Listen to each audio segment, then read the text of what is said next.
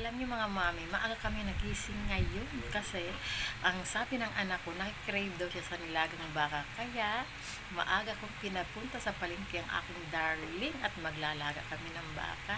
O paano? Let's go! At ito na nga ang binili ng darling ko na laman ng baka. Ayoko na may taba. Yaan naman kasi ay hinugasan ko na. Kaya nilagay ko na sa pressure cooker para isalang ko na at nang lumambot. Buti na lang at may pressure cooker kami.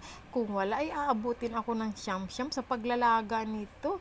Tuloy mauubos ang aming gas. At ang ihahalo kong gulay ay ang pitsay bagyo, tapos saging, tapos meron din siyang itong beans, bagyo beans. At saka, syempre, itong pinapakulo ko na pati itong mais.